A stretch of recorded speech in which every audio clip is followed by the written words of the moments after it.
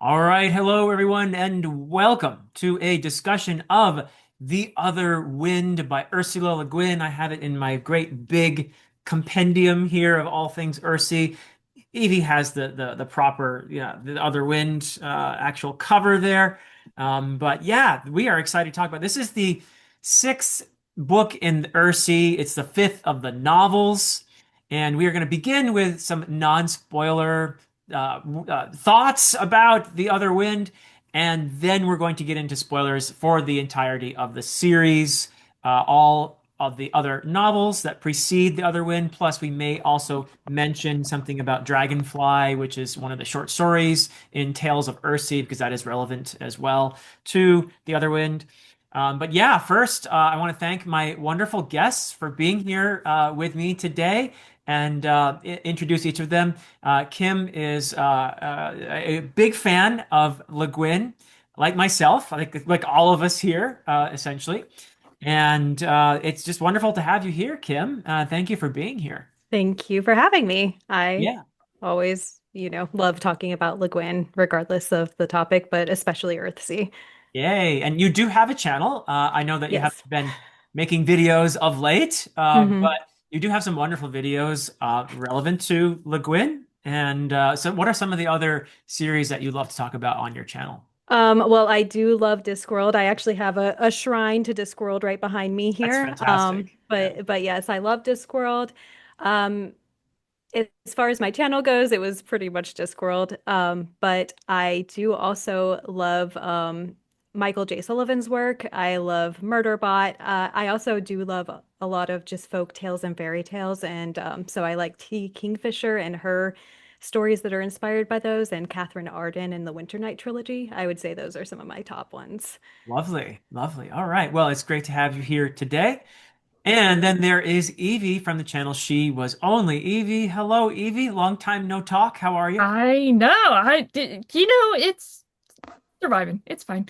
But yeah, no, I Kim was actually the person that pretty much got me into Le Guin. And Right. I first read Left-Handed Darkness, was middling on it, and then I read the Earthsea series. I actually Wizard of Earthsea was the last book I read in 2024, and I just blasted through the rest of the series in the first half of or first quarter of 2025, and I couldn't get enough, so I read more Le Guin, and I will continue to read more Le Guin. And she is an amazing author and has so much to tell story-wise as well as thematically, and I just love it. So Yeah. Just to clarify, though, your take on Left Hand of Darkness is not as bad as Alan's take on The Dispossessed, right? that is true. I actually would like to reread Left Hand of Darkness now that I have my footing with Le Guin as a whole and how she tells stories. Uh-huh.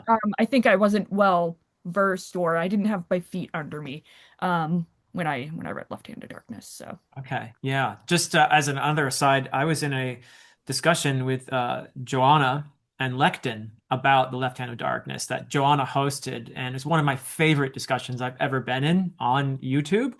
I loved it. So yeah, it was a very meaningful book for me. But yeah, I'll be curious to see what you think when you do your reread. yeah. But for my channel, I'm on all the various discords. You probably know me from my incessant yelling about Simon Jimenez's works. Philip, please read The Spirit Cuts the Water. I have Uh, it. I'm reading it this year, Evie, and okay, we're gonna okay, talk quick. about it. I'm just, I've got it I'm, noted. If it I'm doesn't booking you happen, right now. We're gonna talk okay, about it. okay. Read and I are planning to read this year as well. We can all read together if you Yeah, want. yeah, It's yeah. fine. It's not like I have things over people, that make them have to read this book. But anyways, all joking aside, I read a variety of everything. Again, thanks to Kim, I've been getting into folk tales. We've been reading Russian folk tales, Yiddish folk tales.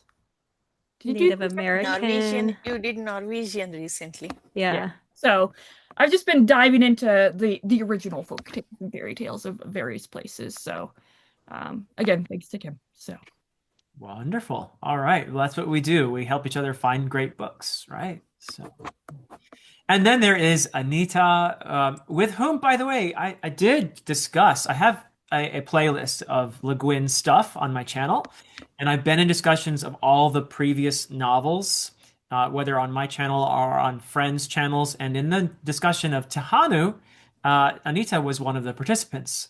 So this is not our first time discussing Earthsea, is it, Anita? No, I mean, I bullied my way into that discussion. That's totally different matter. But I love discussing that with you and Bill and Glenn. I mean, I miss them actually. It's been a long time since I Yeah. spoke with them. I loved getting to know them. And coming to Legwin, I think first book I was like okay about it. It did not take me. I mean, it wasn't special. First book, I loved it actually enough to continue. But since Tombs of Edwin, like Gwyn actually completely hook, she had her hook in me actually. Ah, Tombs of Edwin and Tehanu are my all-time favorite books now, okay. and I wasn't expecting um, these next two books to love as much as I love Tehanu, but I think I'm not sure actually. I have to sit and think, but Tales from Earthsea could be my favorite of the series, Interesting. and Okay. I loved Other Wind, and I mean this is definitely one of my top favorite series, and I think Legwin is definitely one of my top five authors now, and I'm looking forward to read her more this year. Oh, fantastic. Well, you have excellent taste, of course. Thank Well, you. I want to get actually all the two of you as well, Kim and Evie. How do you rate the Other Wind, as Anita just kind of did there, among the other books in the series? Let's do some non-spoiler, and we'll wave our hands or whatever when we're going to do the spoilers for the Other Wind. We all have to do it, by the way, all four of us. Okay, So gonna practice. There you go. we can Okay. practice. Now it's not spoilers. Not yet, not yet. It's premature. We're just practicing, everyone. But what are your non-spoiler thoughts on The Other Wind? Kim, would you like to go first? Yeah, sure. I often say that my favorite Earthsea book is the last one that I read. Uh-huh. And actually, in preparation of this, I did like just reread this yesterday. Oh, sweet. So it is, you know, I think that it's a beautiful conclusion to Earthsea. I think that it takes so many of the themes that are explored in the previous books and it just wraps them up in a beautiful yet sorrowful, bittersweet bow. And I think that it's such a work of art that to me is amazing that to like just with my meta outside knowledge, knowing that she did not plan to have books beyond the first three.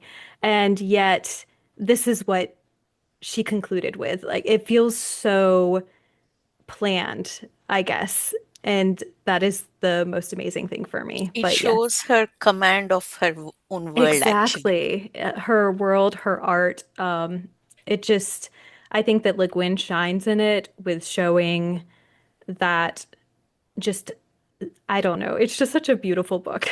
I Mm. don't, I don't have the words to describe all of the feelings in my heart about this book.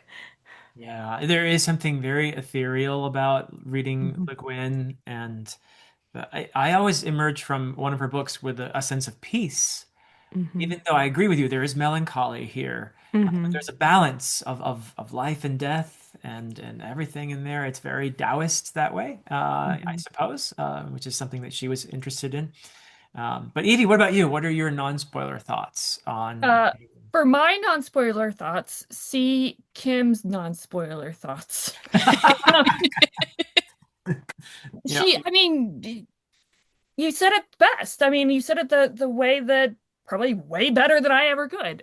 It's the thing that I love about Earthsea as a whole is that each of the books are, while they're obviously in a world and there's characters that go throughout and they grow and everything like that, each book is its own thing, and she the themes and the things that she's exploring seem so, I don't know how to just like Kim said, I don't know how to describe it. Like, it's so impactful, each of them for different reasons. And I love each and every single one of them for different reasons.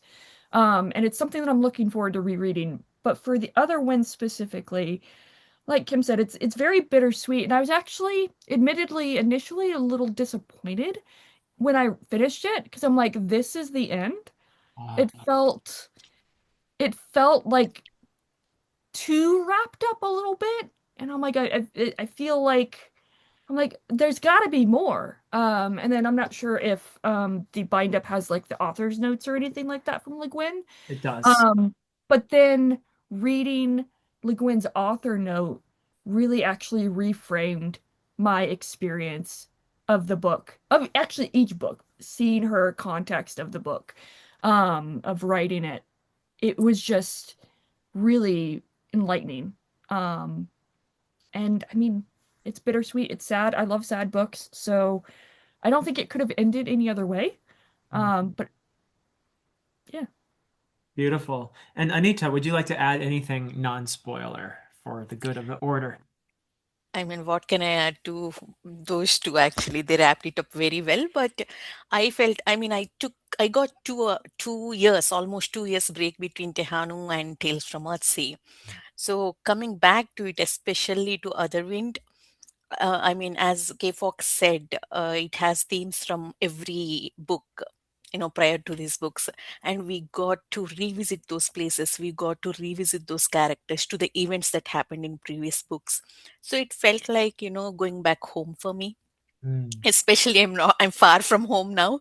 It really felt like, the same feeling I get when I visit my home, my parents' place, or it's the beautifully village I said. grew up with. That so I found it very beautiful in that sense. And contrary to what Evie said, I found the ending perfect actually. I it, I was like, this is the best series ending I ever read. I don't see any other way to end actually.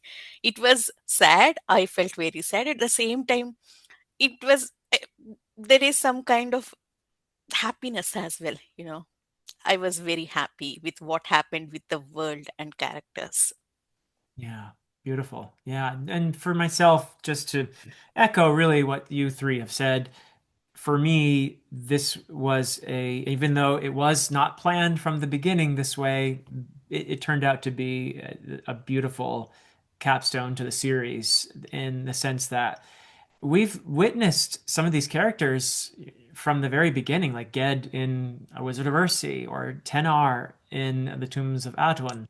We've witnessed them for their entire lives, and this book gives us a sense of a completed life in many ways, which I think fits also with the thing that I view as the sort of uber theme, the leitmotif of Earthsea, which is mortality. And I think that all the books, in one way or another, relate to how we struggle with our mortality. And one of the reasons why there's melancholy and peace simultaneously is the way I think Le Guin presents death to us as readers, the experience of death and how we can cope with it. And not only accept it, but see it as something necessary and even maybe beautiful, as a natural part of life, as a return to the world, as a manifestation of our connection to everyone and everything around us.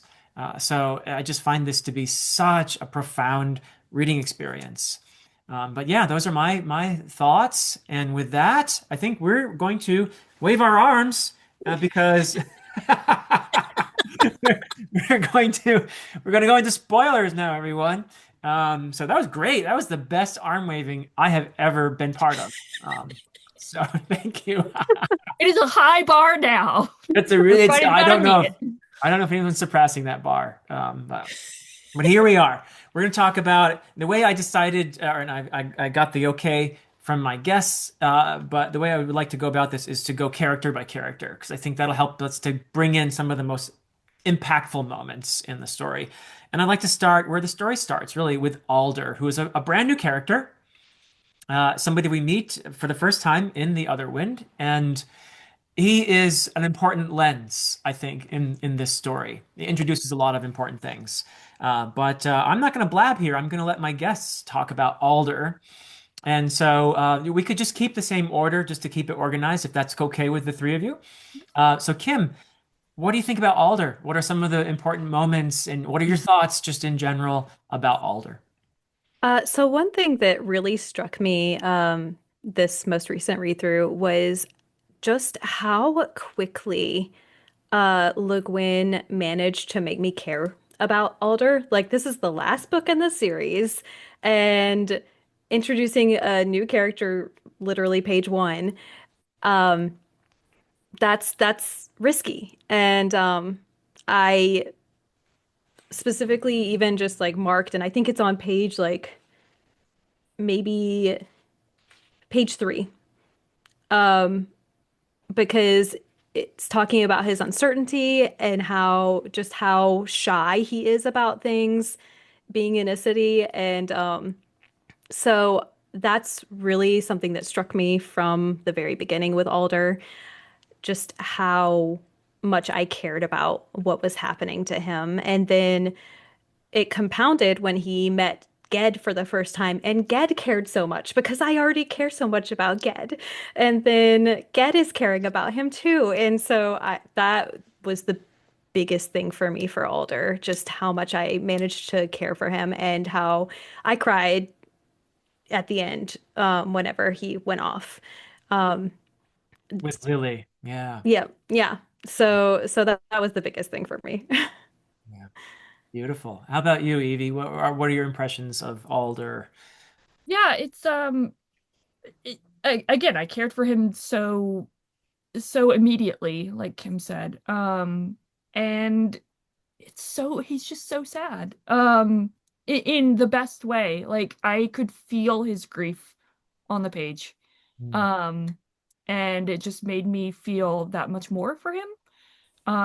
And not not to bring up Simon Jimenez again, but it's the first chapter does feel like a short story, and I can see potentially where, at least stylistically, there are overlaps there, where there is this brand new character that's introduced. You think it's going to be this main character, and then it's not. Like he's not the focus. And you get this kind of full fleshed out arc within that first chapter, that continues on throughout the rest. But and I realized that's something I really like in my literature in general, is kind of self-contained narratives within each chapter that build upon each other, that build this whole overarching arc, rather than cliffhanger endings and stuff like that. But that's an aside.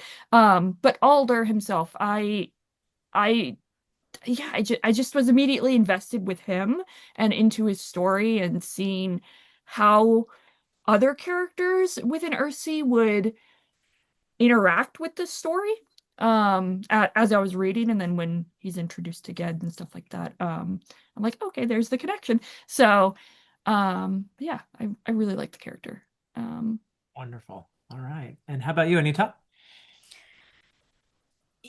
It's the same, obviously.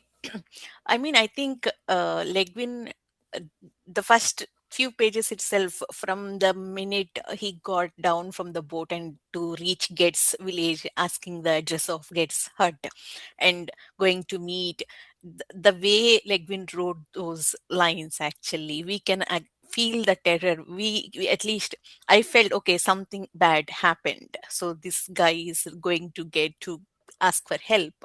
So it was very atmospheric, Le Guin's writing was. Because of that, I felt very invested before he even met Ged. And immediately when Alder narrated his story to Ged, I mean, we were like, clearly see, okay, Legwin is setting up the main story through Alder. I really love how she introduced the character and how she made us invested. And even through the journey, whenever Alder was introduced to other mages like Patton or everyone else, whenever we revisited his story, we can see the respect everyone is giving to his, what happened, Shori, and nobody's mocking that. I really like that. I think that is a very skillful way to even readers believe in his story, believe in his journey. Lovely. Beautifully said again. Yeah, for me, one of the significant things about Alder, whom I also immediately took a liking to, was his form of magic is mending. It's a kind of healing, isn't it? And I think Le Guin is doing something with that here. And Hmm. ultimately, this is a story about the bifurcation of dragons and humans, and how once upon a time there was a choice, and the dragons chose freedom and magic, and the humans chose the power to create, which I think is such an insight on Le Guin's part. One of the things that is makes us human is our creativity. It's vital to our humanity, I think. And all of this, I think, is wonderfully encapsulated in the character of Alder because of that form of magic that he's proficient at mending. It comes into play in the sense that ultimately what they have to do here is dismantle the wall that was created when the humans decided, no, we want to have our cake and eat it too. We want to have the power to create, and we want to keep magic, and we want to be immortal, right? It's the dragons who are supposed to be immortal because they chose that freedom, not the humans. We get the power to create, but we're supposed to essentially, I think, in Le Guin's view, what she's kind of putting forward here is that we kind of get recycled, right? Hmm. There's an idea of reincarnation in Earthsea as well, but really, it's I think in a broader sense, just becoming part of the greater world once again.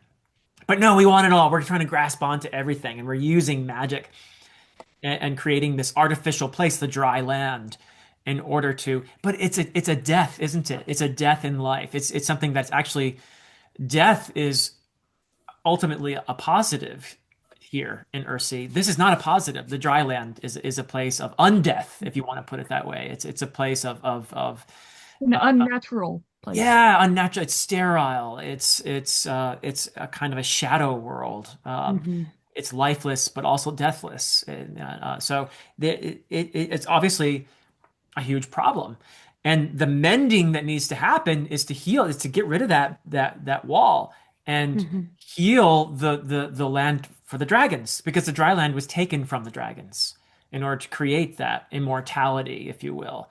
So that grasping onto to life, which really results in a kind of undeath. The fact that Alder is such an empathetic person, and that he's all about mending and healing made him the ideal person. It's like the world chose him to be the one to be the little pebble that started the landslide that would get rid of this wall, right? And so I just love how that all played out um, Hmm.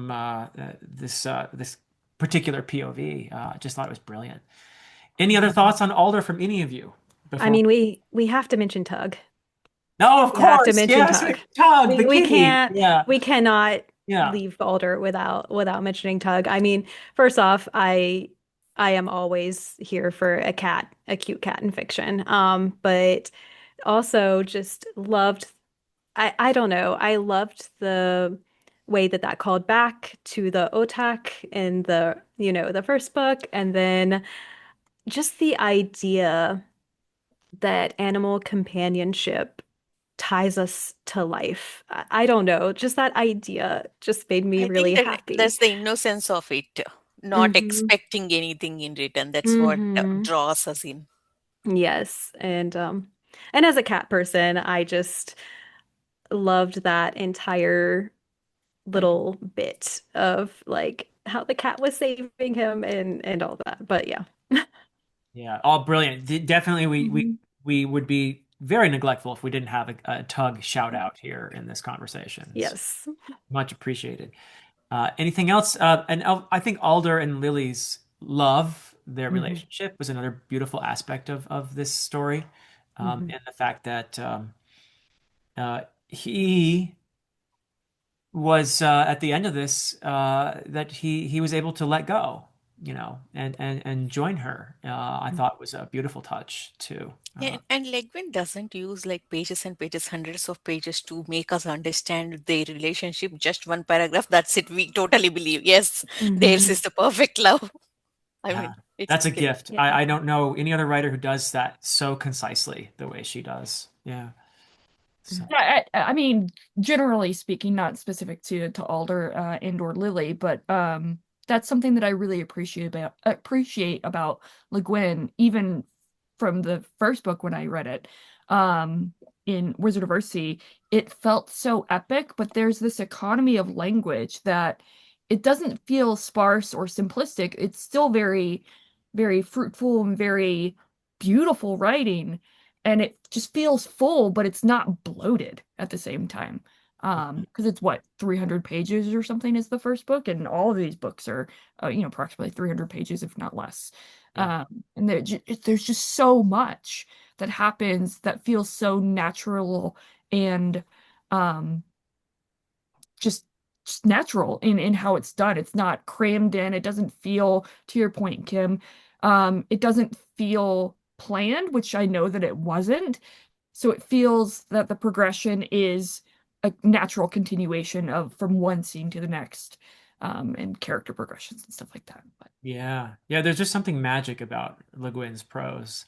And speaking of magic, let's talk about Ged, the former archmage, who now does not have magic with him. And yet, it was so good to see this character again in this book, especially because I feel like in the previous one, Tahanu, it left me feeling very unhappy for Ged in some ways. Like he was clearly not very feeling very fulfilled or happy in losing his power, and that felt real to me. But this gave me a sense of Ged being at peace.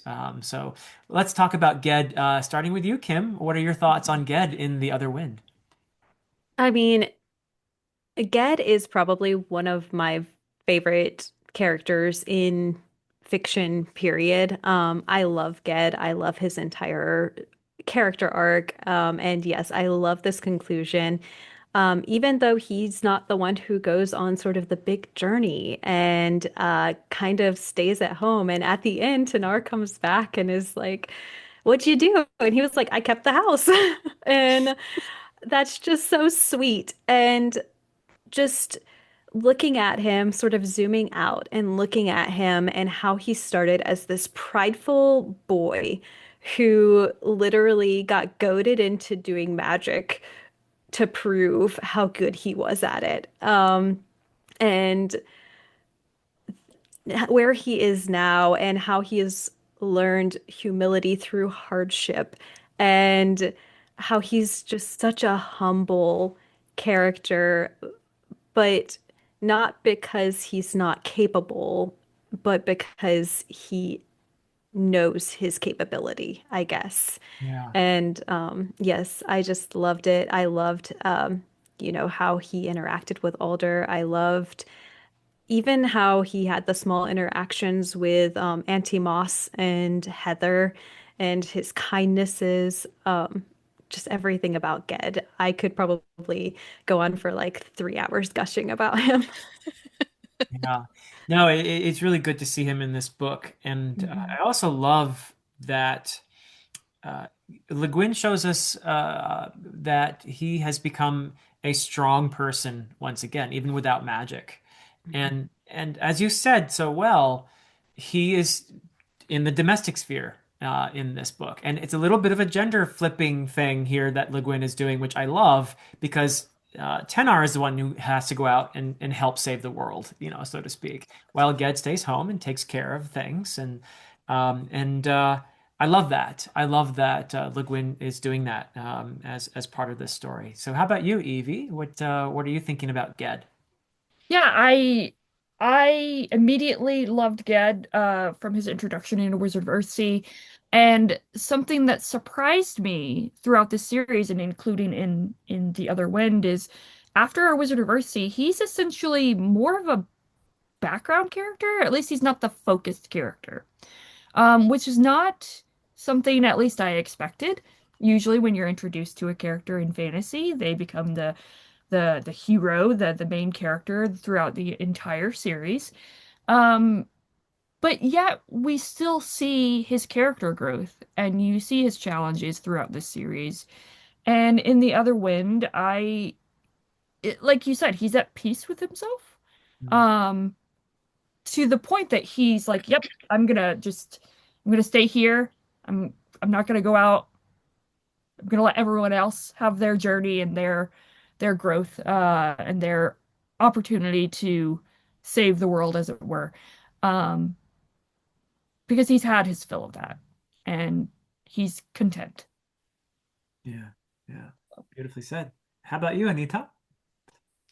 Okay. It's complicated, my relationship with cat. When I first saw him in the hut alone like that, when I realized he doesn't have powers anymore, I mean, I had to remember because it's been 2 years, right, since we saw Ged.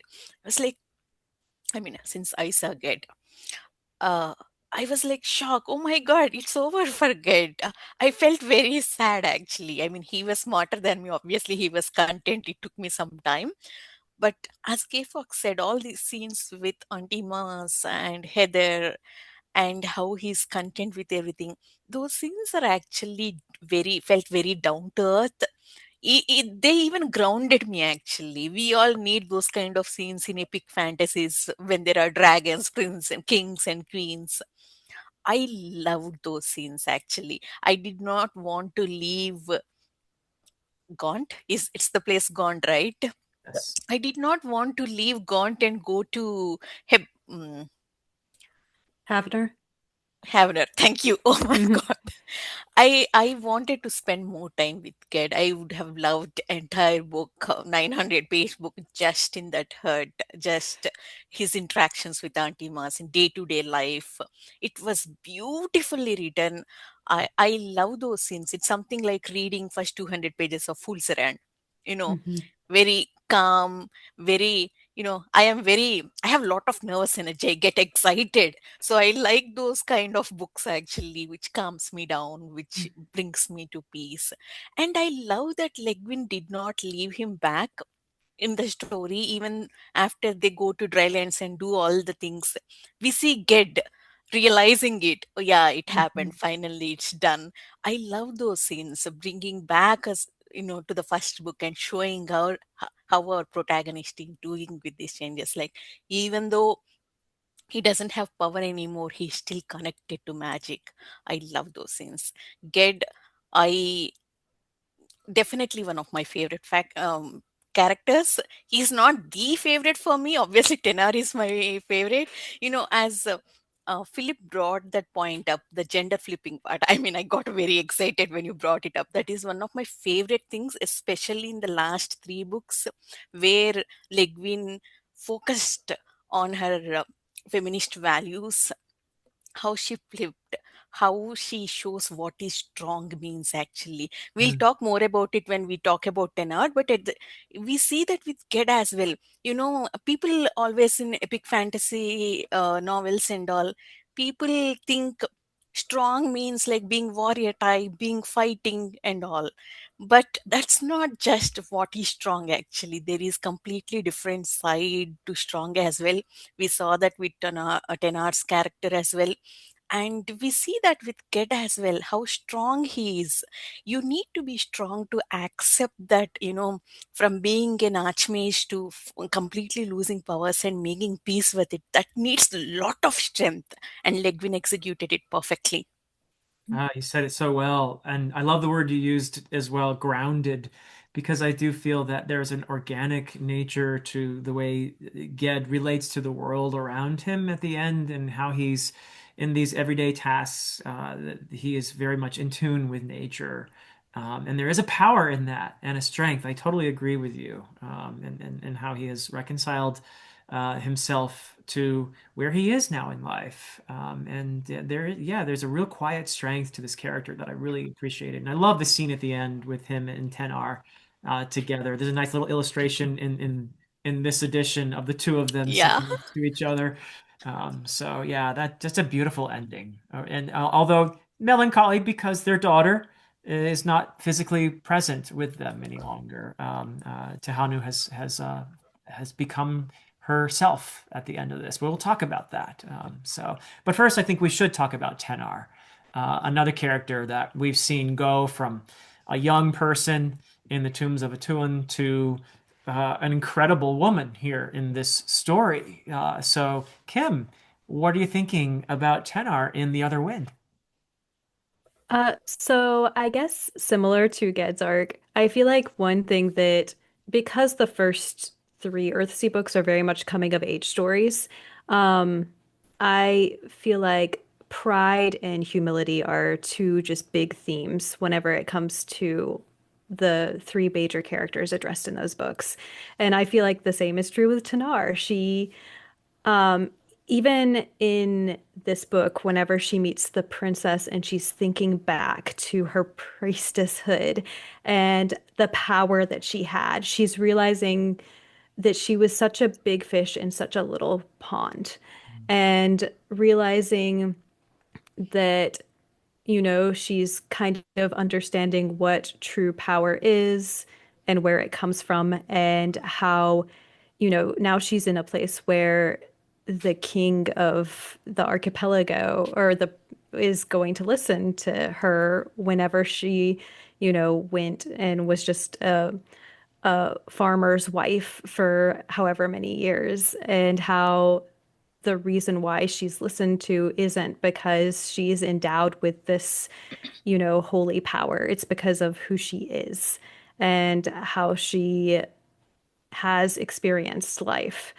And I just really appreciate that sort of how she has earned her respect based on who she is, not what was bequeathed her from outside at this point. Yeah, that's really important. Beginning from, her origins as the nameless one, way back when, she's really found her own identity, hasn't she? And her Mhm. own truest self, which is a beautiful thing to see, I think. Evie, how about you? What are you thinking about Tenar? Yeah, I mean, like Kim said, similar to Ged, I mean, they both start off with these senses of self, Ged being an archmage, and Tanar being this chosen nameless one. And I feel like Tanar, her transition or her contentment with her life, and the more groundedness, like as Anitha said, of her life is a example to Ged. Um, and Tanar is just one of the best characters I've ever read. Reading Tehanu was really, really difficult content wise. And I think having Tanar there with her strength was the thing that got me through that book. And then in The Other Wind, like having Tanar as almost an anchor point for me, with all these with the new characters and like journeying off to other places and dealing with the more politics of the world. Tanar's presence felt familiar to me, and it was a comfort to me. So it's like, okay, I know I can rely on Tanar, and I can experience everything that Le Guin throws at me because Tanar's there. What a wonderful insight. And of course, she performs a similar function for Sessarak, and helps Lebanon quite a bit as well to, kind of get him to see sense, But yeah, I love that. What you've observed there, Evie, is that she does the same for the reader. Yeah, Yeah. it's beautiful. Yeah. Anita. Oh, Tenari is like hands down my favorite, maybe very well written female character in epic fantasy, actually. Wow. How she started and how far she came. Initially when we met, by the end of the Toms of Eight One, it felt like, uh, she left that life, right? Being a priestess. It felt like, she kind of resented that life. She kind of resented her path because she did not choose that. I mean, that's how I read, at least. Mhm. But she found contentment somewhere else. But now, in other wind, after everything she has experienced, and when she saw Cecilia, that name is very weird for me because it's a Indian name, is that Sasreka. It's very common name. That Yeah. just last two letters are different.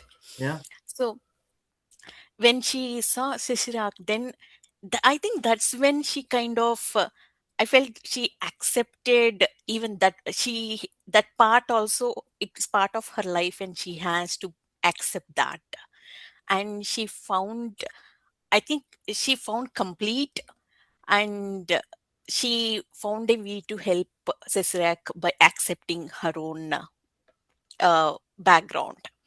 And I really liked Le Guin, what she did with Tenar's character. You know, Tenar has the power. King Hebenan, he respects Tenar. He listened to her. So when initially when he met Sister, when they're not talking, I wanted Tenar to blast through King and shout some sense into him, because that's what I do, blast through everything. Um, but Tenar was very grounded again in that approach as well. How she approached Sisrak and how she approached uh, King, and how she spoke. I felt like, again, uh, Legwin pulled me back. I was like, hold on, let's do it properly. I really liked it, the way Legwin did it. That was not my instinct, but there she taught me something. Beautiful. Yeah. Yeah, no, I think that in some ways Tenar sees herself in Cesarac. There are obvious similarities. They were obviously from the same, roughly same region, different islands, but Kargish. And in helping Cesarac, I think Tenar, I think you pointed out, Anita, she's working through her own things too there still, isn't she? In the process of helping someone else. We often are working through our own issues at the same time. It's actually a beautiful way to work through your issues, is to help someone who's in a similar place, you know. As you said, as you rightly said, Philip, she was through Tenar, Legwin is also helping the reader, to accept, because in second book when we visited Karkish Islands, we did not exactly have a good experience with all these nameless ones and the history of it. Hmm. But Legwin, through Tenar and through Sesrak, Legwin helped readers also to accept Karkish Islands as just a different culture, Yeah. to accept that religion as just a different religion. I really like that part. Yeah, yeah. Yeah, the gods were the nameless ones, right? And then she was the eaten one. Is that what she was called? Is that what her Yeah, I think something like so. that? Yeah. Yeah. So wonderful. Okay, well, one of the most emotional, and Evie already talked about how difficult it was in some ways to read Tehanu. But one of the most emotional characters for me in the entire series is Tehanu, who is um, suffers terribly, and that just gets me even just thinking about it. Really, it's very difficult to imagine a child, a little girl, who would have gone through what she went through. And this is the book where I know that Tehanu ends on a kind of a high note with her being able to call Kalesin her father, the dragon, which was really cool. But it's really this book that gives me a sense of her healing process. It's this book that gives me a sense of her finding her place. And as painful as it is for Ged and Tenar to let go of their child, in doing so, they understand it is a real act of love to let go of her and let her become her true self. So there's just something really beautiful to me about what Le Guin does with Tehanu in this story, and she becomes a really integral part of dealing with this artificial barrier, that has been established in order to grasp onto life in that greedy way that humans often do. So Tehanu, yeah, just a beautiful character. Kim, what are your thoughts on her? I do love Tahanu on so many different levels. I appreciate how Le Guin uses Tahanu to condemn sort of ableism in her world, but also by that, the world at large.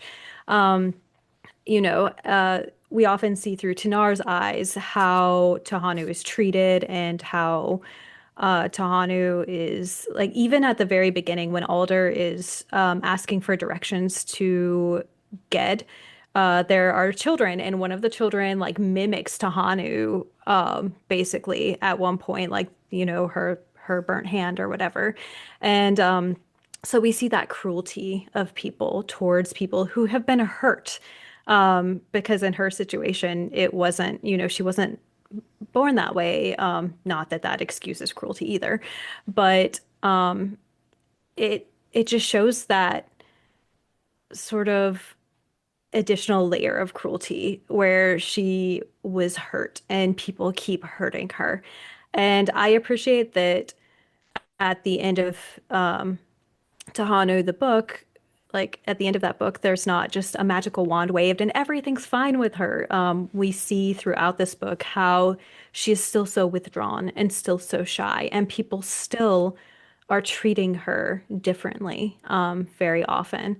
And then there is that one moment where Tanar notices that the wizards are acting weird about her, but then they're also doing that with Irian. And she's like, oh, wait, maybe this is different. Maybe they're seeing something different. And then, whenever she is able to sort of go off in her true form and be who she is without that judgment, it's just very liberating. And obviously, she shouldn't have to turn into a dragon for that to be the case, but it is still a beautiful resolution. Yeah, excellent. Yeah. And there is something about her seeming vulnerability, the fact that we do see her still being shy, people being cruel to her. But at the same time, we see that she and Alder both are kind of wounded souls in some way, I think. And they make a very, I think, touching bond with each other. There's Yeah. almost immediate Mhm. understanding there Yeah. because although Alder's not physically wounded, there is a spiritual wound that she senses, Mhm. and she is able to reach out automatically and connect with him in a way that's I find very beautiful and empathetic. So that's an aspect of her character that I'm so glad came out here as well in the Mhm. course of this story. But Evie, what are you thinking about Tehanu? And did you feel that the other wind gave a sense of her character's a kind of resolution to what had happened to her in Tehanu? Yeah, I'm just gonna read a quote that I highlighted at the end of The Other Wind, and I feel like it summarizes everything. Okay. Uh, I think, Tehanu said in her soft, strange voice, that when I die, I can breathe back the breath that made me live. I can give back to the world all that I didn't do, all that I might have been and couldn't be, all the choices I didn't make, all the things I lost and spent and wasted. I can give them back to the world, to the lives that haven't been lived yet. That will be my gift back to the world that gave me the life I did live, the love I loved, and the breath I breathed. And that's just beautiful. Like, for all the hardship that Tahanu went through in Tahanu the book, as well as the treatment of the people around her, she actually next to, not even above or below Tanar, like she is one of the strongest characters ever. Like, to go through all that hardship and still have that mindset of wanting to support other people and becoming the person that I'm gonna start crying. Um, it's just so I, beautiful. And the I way, am almost there, ready to yeah, cry. it's just so good. And again, the economy of language that Le Guin has, that she elicits these emotions and these connections to these characters, and that we're able to cry for them and because of them, and like feel so deeply when they say these things like, "Oh, you're finally free," and like you have this freedom of yourself. Even before she becomes a dragon, like it's just so beautiful, so beautiful. Yeah, yeah, it really is. Anita, if you can hold it together. Yeah, I'll keep it quick, otherwise I'll lose it. I think, see, Tehano is one of the most layered character, most complex character in fiction. It is very easy the way like when introduced her and the end of that character, it is very easy to get lost in the emotions. But Legwin, the way she wrote, even in Tehanu, Legwin did not focus on what happened to her. She focused on the healing part of it, and even when she focused on the healing part of it, she also made sure to let us know the trauma this character went through without showing us that. Mhm. At the same time, she also showed us through one character how easy to trigger the trauma even when you are healing.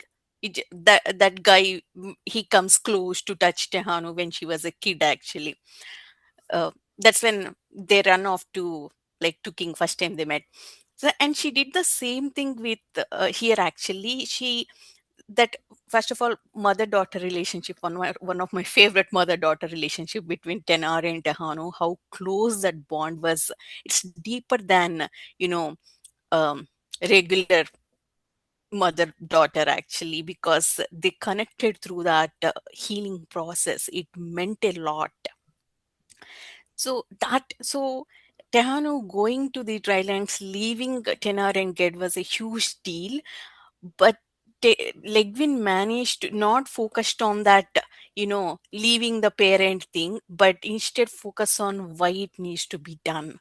That last paragraph we just quoted, m- all these things makes us see why it was important for the world instead of feeling getting stuck in the emotion. I mean, I am a very emotional reader. For me, it is very easy to get lost in that feeling instead of seeing the bigger picture. But even people like me, Legwin helped us to not get lost. That's what I want to say. Yeah, yeah, wonderful. Oh, yeah, that's one of the more powerful emotional aspects of this story is Tahanu's arc for sure. But I also loved Lebanon's arc in here, and in some ways, The Other Wind is most obviously a sequel to The Farthest Shore. Yeah. Thematically, I think is particularly, but also in terms of we get to see the state of Lebanon's kingship and how he's grown into a young man and while he is wise and a very sympathetic character, he has some things to learn in the course of The Other Wind. I also do feel a little bad for him with the absence of Ged, whom he regards as a father figure. And Ged has refused to take part in power, which means that he has stayed away from Lebanon to a large degree. And that it's a source of pain for Lebanon as well. But yeah, he's I thought another character that I enjoyed very much in here, but I want to hear what you guys think. So, Kim, what did you think of young King Lebanon's role in The Other Wind? Um, well, going back to what I said earlier about the first three books being a lot about pride and learning humility, I think that Lebanon was still on that journey through this book, very much so. I think that he had found that balance of pride and humility when it came to his leadership, and when it came to, doing what's best for the archipelago, things like that. But whenever it came to the princess and sort of that inner relationship, that interpersonal relationship aspect, he was very much in his pride about that. And seeing that arc, seeing how Tanar sort of helped him through at times by kind of shoving him, I think was wonderful. But also seeing how proud Tanar was of him in so many ways. Again, I think that one of Le Guin's strengths is making us love characters through other characters. And I think that that was very much the case in Lebanon, in that situation for sure. I agree with you 100%. Yeah. Mhm. How about you, Evie? What are you thinking about the young king? Yeah, I mean, he is a young king and he's still trying to lead. And to your point, Philip, like he doesn't have his father figure there. Um, so he feels a little unmoored. At least that was my sense of it. He needs that additional support system. So he's trying to find his footing, so to speak, in leading in being a new leader. Um, but to your point, Kim, about the interpersonal relationships, um, I'll just say that Lebanon reminded me of a character in Tawny Man. Uh-huh. His dynamic with another character in Uh, Tawny Man. I know what you're talking about. yeah. Yeah, So, I could see Now that. I can see. I could see that. Yeah. so yeah. As I was like thinking about this book, in the lead up to this discussion, I'm like, I see it. So yeah, I'm pretty sure this was written before Tawny Man or after. I can't remember, but This there's just a this lot book of was parallels. 2001. Okay, 2001. It before Tony Man. Yeah. okay. So I just see a lot of parallels. So Yeah. Too bad Tenar wasn't in the Tawny Man I know trilogy. that would be true. She All could we have had was fixed things. six. Yeah. I mean, we can clearly see how one of the inspirations is Le Guin, especially in first book itself. We see this, not saying name, dragon's true name, that is from this as well. And she also has one of the names actually, Farseer or something else, we Yeah. see in first book as well. Hmm. Mhm. So we never know. Maybe Robin Hobb found inspiration here. Never know. But it would be a good place to find inspiration. Mhm. So, Anita, what are your thoughts on Lebanon and his part here?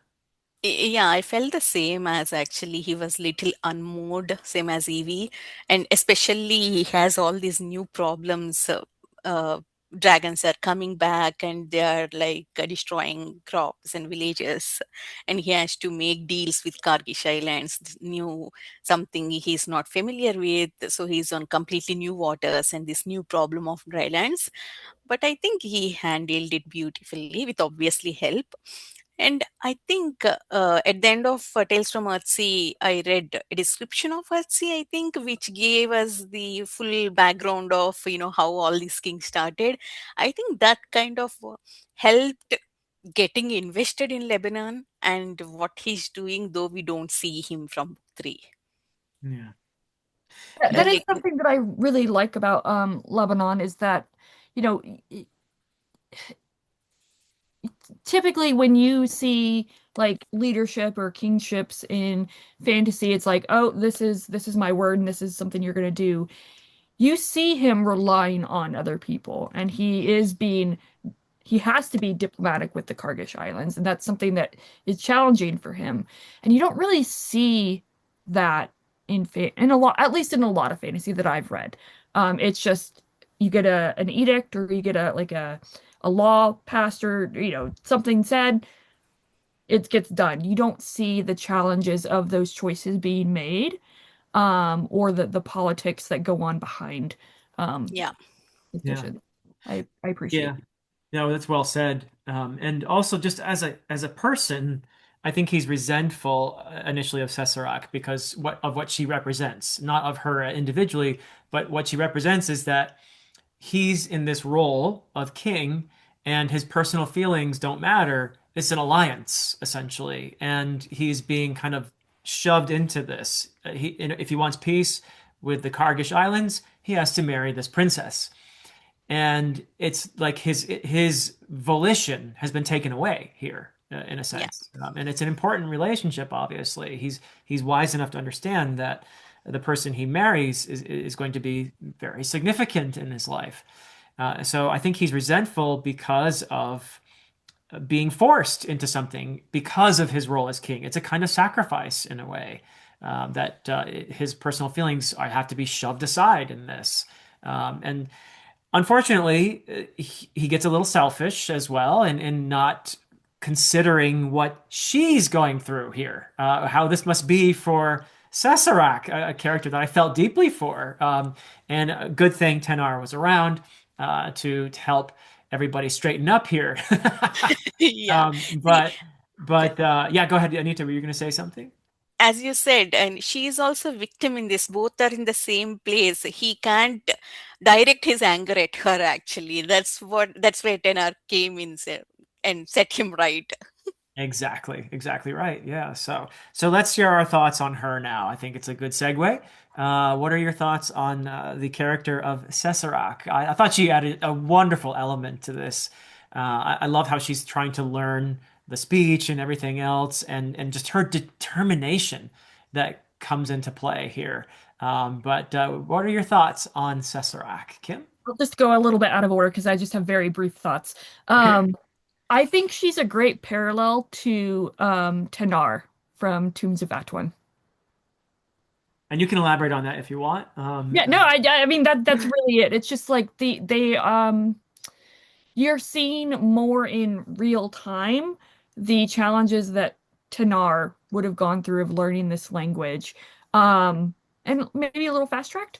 And yeah, I just and you actually through Sessarak you see a little bit of the growth of the Kargish Islands from the time of when Tanar was there to at this point, which I Yeah. really appreciated. But Mhm. sorry, Kim, I went No, out you're of good. Excellent points. Excellent points. How about you, Kim? I think that one thing that is significant that I noticed was yes, she was very resilient, she was very smart, she was, determined to learn the language, determined to, figure out how to, become part of this society once she was given the chance. And I think that that is significant because she didn't even realize that people were speaking a language. She didn't even realize there were other languages until Tanar came and spoke with her and then gave her some understanding and gave her that chance to actually learn and grow. I love that dialogue. Are they speaking? They are making these weird noises. Exactly. Like, and I think that that just goes to show, yes, she had all the things once she was given the chance. And sometimes people just need that chance. Sometimes people just need that hand to reach out and then they're amazing. And I don't know. I just loved that aspect of her character that, you know, she was floundering in this strange world because nobody was reaching out to her. And so yeah. and Yeah, I then love on that. Especially the king. yeah, and then Yeah. on the flip side, like her willingness to not just continue in her ignorance, like she could have Hmm. been Yes. Yeah. just been like, hey, whatever, they're just gonna yabble on and I'm not gonna understand them, but her willingness to Hmm. actually Yeah. engage. Yeah, Um, when you treat the other, the foreigner, the different person with dignity and you recognize their humanity, there you go, the other wind. Uh, this isn't just about the bifurcation of dragons and humans. This is also about the archipelagans versus the people of the Kargish Islands. And when you take that person that you previously saw as different, as other, as maybe even foe, and you recognize their dignity and their humanity, you give them a chance to thrive, and you also Yeah. give yourself a chance to connect with that person and find your commonality. And that's something I really love that is done through this character here. We get to know her in a Yeah. three-dimensional way. Initially, she seems very two-dimensional to the other characters. She's hiding literally in this shroud, Well, right? In this costume. So we don't see her humanity, but then it emerges. And I think that's a really, really cool thing that Le Guin does there. So any yeah. other thoughts on this wonderful character of I Cesar? think same as Tenar and Tehanu, we see the strength of will to in Sisrak as well. Legwin is very skilled at showing that. We just given chance, we clearly see what how she is actually initially when she came in that veil, shrouded in that veil. We don't know anything about her, and because of that, Lebanon also resented her, hated her. But the moment she start putting that effort, we see her as a person. She even don't have to like be fluent in the language, we don't even have to understand that. Just making that first step, we start loving her. Actually, we see who she is as a person, willing to understand new culture, willing to get along with, do her part in this peace agreement. And That's when Lebanon also sees her for the first time on that ship when she's out of the wheel, that wheel, and when she started speaking, that's when he starts understanding as well. Yeah, she's a person, she's working, I also need to work actually. that that filling that gap, that bridge, actually Legwin executed it perfectly. And through Cesara, by introducing her, actually she also uh, showed us like this, you know disliking other cultures because we don't know them, Hmm. and after knowing, realizing they're also people like us actually.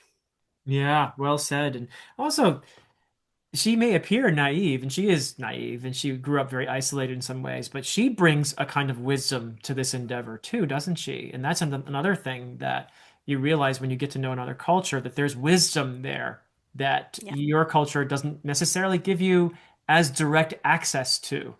And so it's the her culture that has preserved the knowledge of the dragon's path and aspects of this whole story. And it's only when you get that added to all the wisdom of the various characters from the archipelago that you get the whole picture, really. So I love that as well, is finding the wisdom in the other culture here. Yeah. There's one more character that we have to talk about, and I'll let you go. And it's a favorite of mine, as it turns out, a character who was written about in the shorter story Dragonfly. And this is, of course, Irian, who I like to call Irian Orm by her full title because I think she deserves that respect. But I love the role that she plays here in this story, particularly after we saw her come into her own in the story Dragonfly.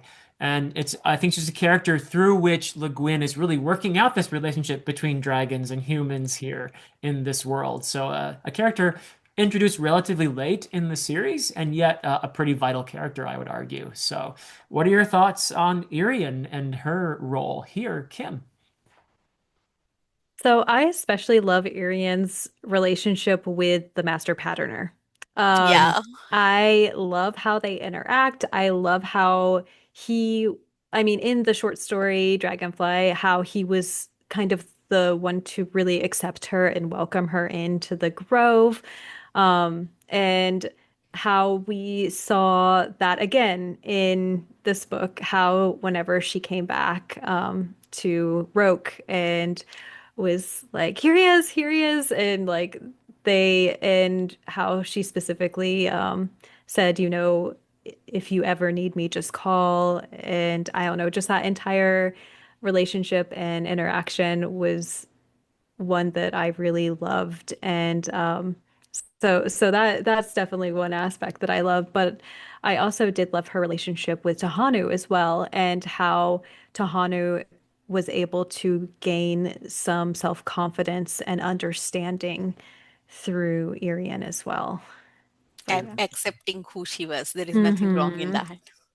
And we need Mm-hmm. that in life, don't we? We need a role model that we can identify with and Mm-hmm. help us accept ourselves, you know? I think that's a Mm-hmm. really powerful message there too.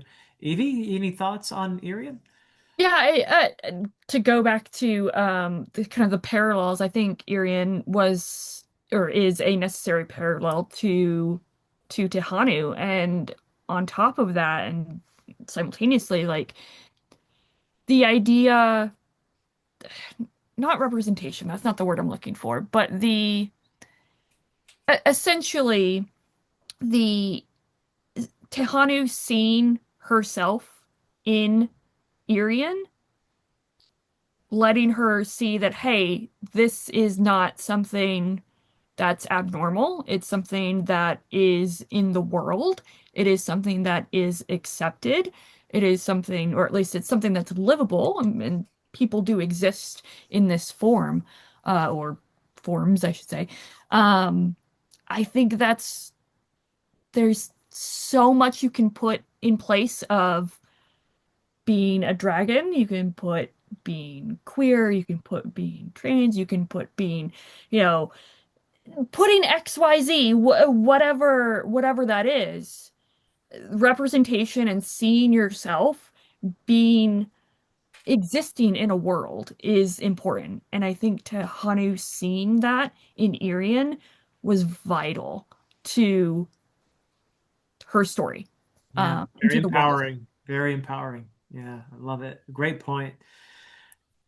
Anita, any thoughts on Irian? I mean, they both summed it up well. I just want to say that Arian, how she grew up with, how she was in the beginning, she never fits in as a human actually. At the same time, she also did not have a healthy environment like Tehanu. So she was willing to accept herself as dragon and fly away more readily than Tehanu actually. Tehanu has, yes, it was complicated in the beginning, but now she has a choice. Now she has a safe place who with loving family. So I can see why she'll be reluctant to accept who she is actually. So meeting Irian is a very important to her to accept it. It's like younger sibling showing us it's okay to accept who you are, showing that path. It's okay to come out of your shell.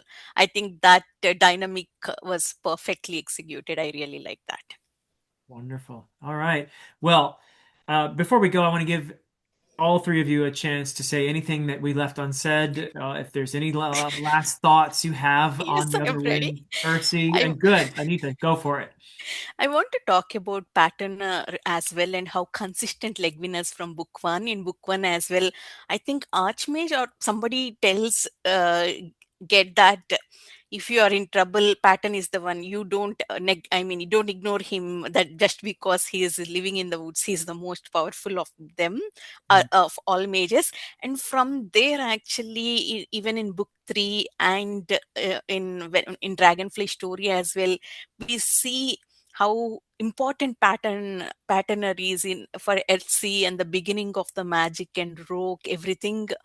And I loved the role he played in entire overall Earthsea actually. And I really, he's kind of a bridge between dragons and humans as well. I i i mean, how consistent Legwin is with that particular role, with that particular mage. I really was impressed. Yeah. And the fact that Mhm. he's in the forest there, which to me represents a real magic, the real magic of Mhm. Earthsea, as opposed to what the others do on Rogue. They're separate. There's a more of an attempt at being in power. Whereas for the patterner in the forest, there's more of an acceptance of our place in the world, in the universe. It's a different level of insight, I feel. And that's where you always see the characters go when they need the deepest insight is go to the forest, right? Mhm.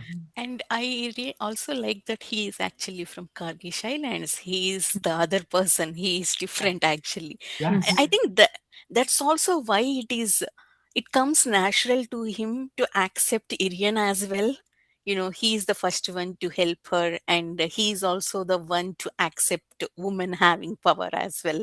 Yes. So it kind of, like true for real world as well. When you are the minority, it is very accept to help the other, Mhm. to see the pain, Mhm. to be relatable to other minorities as well, Yeah. if I can say Yeah. that. And that's another Yeah. imbalance in Earthsea Mhm. is the fact that the men have essentially Mhm. grabbed all the power and said, "Oh, nope, only men on Roke." Well, we know from the Tales of Earthsea that it wasn't always so, and so this is Women another are the in one initially who had magic and who accepted these yeah. people. Women Mhm. were essential in the founding of Roke, and that's Mhm. something that's forgotten history in a sense, you know. Yeah. So that's another imbalance in Mhm. the world, aside from grasping onto life in a way that is actually um, counter to the natural way that life and death are two sides of the same coin. So, any other final thoughts from anyone? Did you have one, Evie? No, It I looked was just like you were gonna about to say stop. I really liked the doorkeeper. That's it. I I want love the to go doorkeeper again. too. I want to, I I have don't one more want thought to. about the patterner, if it's Go okay ahead, to go say ahead. that. Okay. Please. Um, so whenever there was one thing in the patterner Oh goodness, he said something, and I forget the exact phrasing or the exact quote. Actually, Anita, go ahead, and I'm gonna try to see if I can find it real quick. Go for it. Okay. But yeah, yeah. Okay, I just want to say that, that author's note or forewords to these books kind of shows us Le Guin's thought process before writing each book, especially from Tehanu. I really loved reading those. She kind of I made us invested in these stories as well. And I like that first three books focused on these coming of age stories, and last three books are about adults actually, how they are dealing with all the changes in this world. Mm. And last three books, she also embraced our feminist values and how she executed that without being combative at the same time. She continued from the one of the important themes in the book one is balance and equilibrium, and she continued even with the gender flipping, actually how important balance was. I really like that. Beautifully said. Yeah, you found it.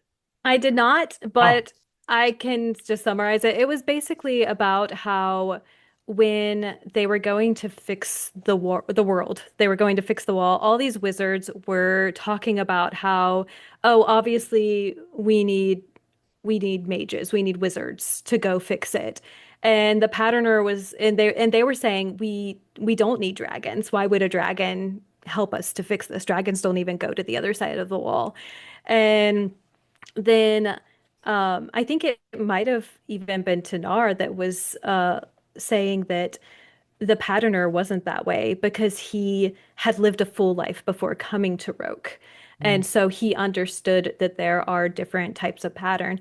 And Philip, you may or may not agree. I think this may have been, to me, it spoke a little bit about how people sometimes in specialized fields can get very in their own bubble and think that people outside of that bubble may not be able to contribute. I also work at a university, so and Yeah. it just made That is me Yeah. actually an excellent point. think a Yes, little I bit mean, about that. yeah, But yeah. especially like scientists or very intelligent people who are experts in their field Hmm. are stubborn and not willing to accept outsiders' perspective, actually.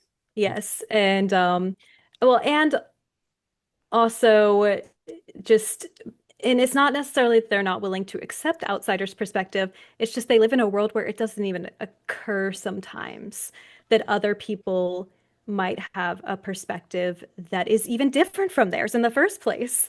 And Summoner is the so best yeah. example for this. The What summoner. was that? Yeah. Oh, yeah. Yes. And so that stood out a little bit more to me on this reread um because I this was the first time I read it since working in my current job. Yeah, no, the summoner is a great example, I think, Anita, because he's the one that he calls back Alder, actually. The story could have ended a Hmm. little earlier, even if he hadn't been like, well, no, I know what I'm doing, and that was bad, what he was doing. And he's like an academic who only knows his subject very Hmm. deeply, but has some blind spots as a result But of yeah, since yeah. yeah, Um, since Le Guin was in academia, I kind of wonder if that wasn't a little bit of a tongue-in-cheek like reference, like, yeah, hey guys. fair enough. Yeah. Well, anything else for the good of the order? All right. Well, I I'm now gonna, want to reread it. So Yeah, yeah. the exactly. entire series. Just I'm Me gonna too. start Yep, with Earthsea. It's one that you can reread for life, for sure, absolutely. and I think appreciate we as well. get something new out of it every time we reread. It has a lot of rereadability and lot of Hmm. things to teach, actually. It's perfect for Philip to teach Oh his yeah, students. yep. Oh my goodness, yeah. I Absolutely. have taught A Wizard of Earthsea in my fantasy novels class. Good, good. Yeah. Beautiful. The first time I read the series, I didn't like Ged and the Wizard of Earthsea. Uh-huh. Yeah. But now, like I said, he's one of my favorite fantasy protagonists. So, Yep. I think we've all gone full circle with this series in many hmm. ways. But I want to thank you three. You've added deeply to my appreciation of this story.